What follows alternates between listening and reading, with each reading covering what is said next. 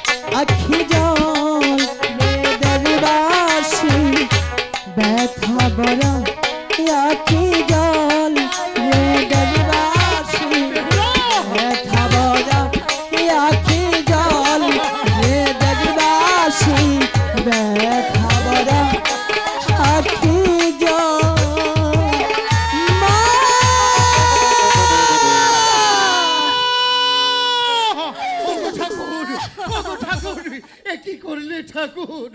আমার প্রাসাদের প্রদীপটা তুমি নিভে দিলে